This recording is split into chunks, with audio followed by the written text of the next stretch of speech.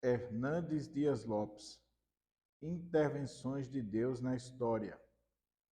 Capítulo 5, o reavivamento da Igreja. Graças a Deus, no dia 23 de setembro de 1723, na Alemanha, com o conde Ludwig van Zazendorf, começa um movimento bendito e glorioso, um movimento de oração, de volta para a palavra e missionário.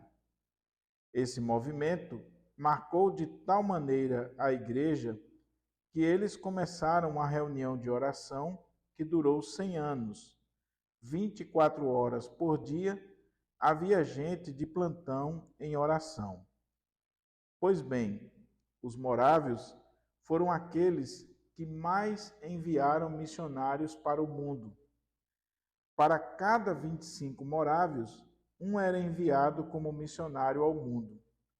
Foram eles que influenciaram um grupo de moços em Oxford, na Inglaterra, e começaram uma reunião de oração.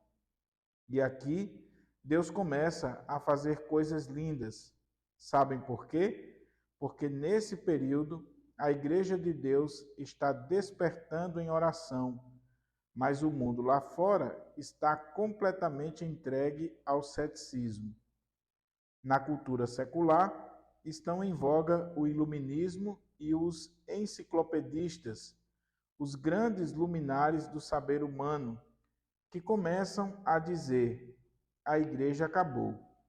Voltaire chegou a dizer: dentro de algumas décadas, a igreja estará eliminada da face da terra.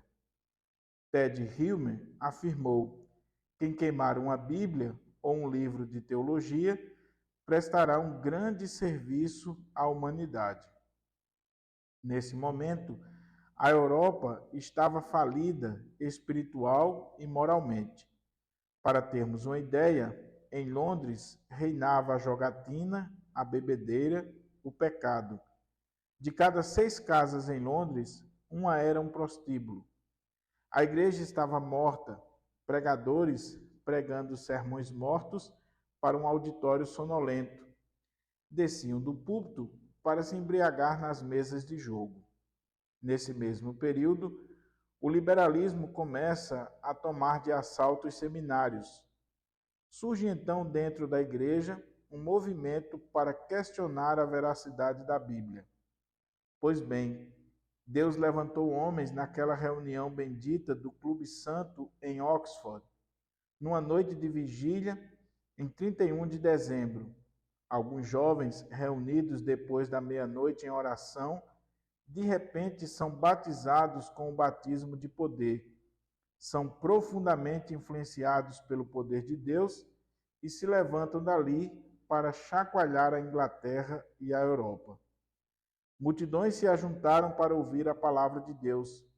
As praças ficavam apinhadas de gente para ouvir John Wesley e George Whitefield pregarem a palavra de Deus. O evangelho começou a se espalhar e a igreja levantou-se das cinzas em poderosas ações soberanas de Deus.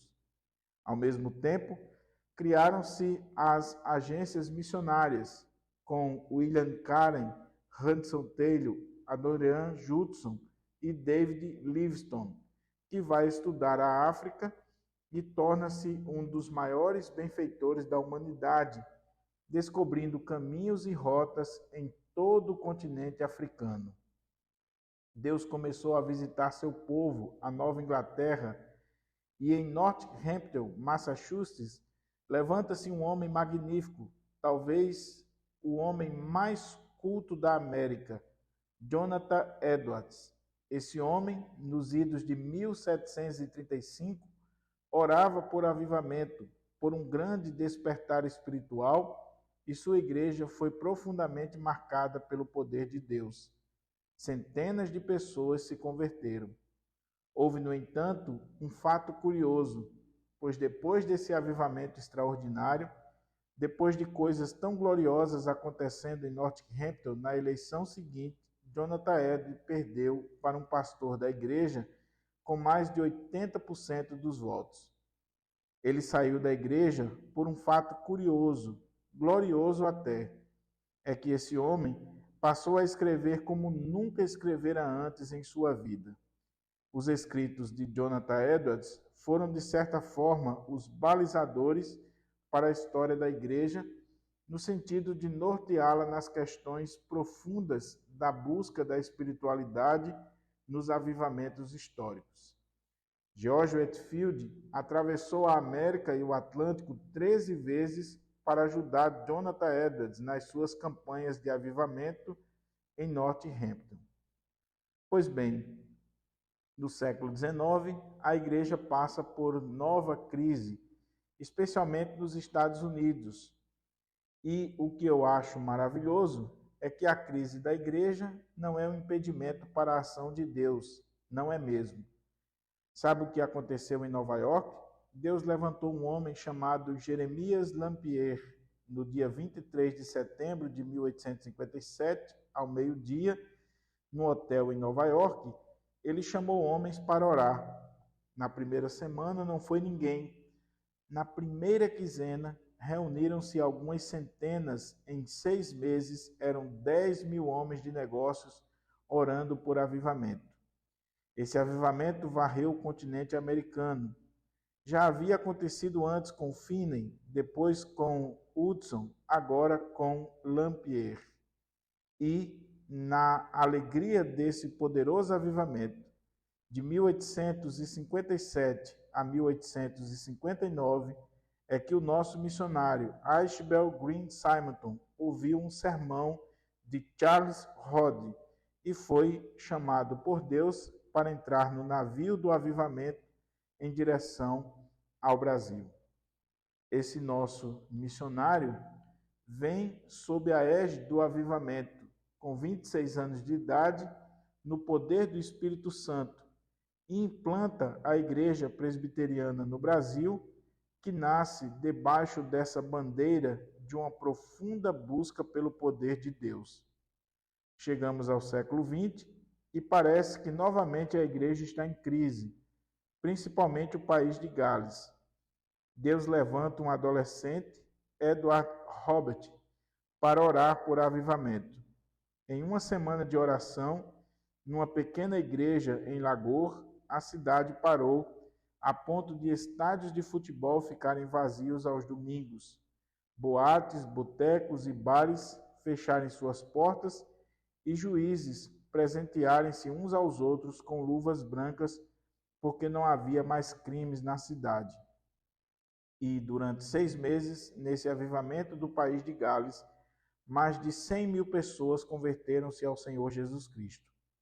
O avivamento varreu as universidades norte-americanas, foi para Xangai, na China, e chegou à Coreia em 1907.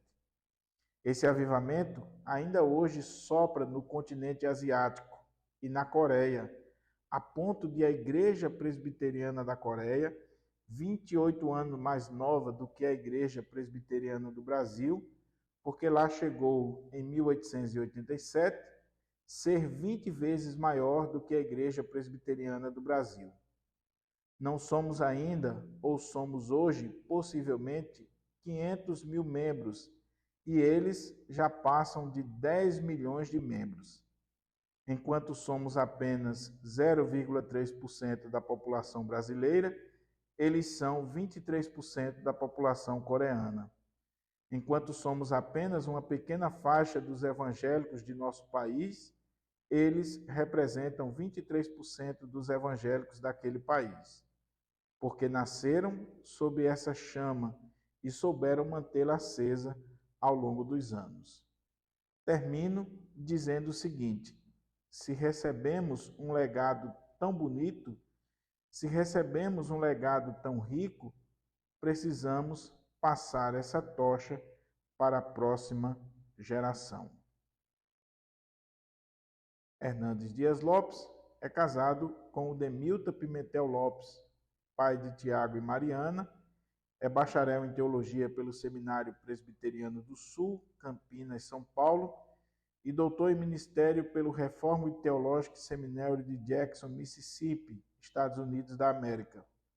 É pastor da Igreja Presbiteriana de Vitória, Espírito Santo, desde 1985, conferencista, escritor com mais de 100 títulos publicados e diretor da Luz para o Caminho.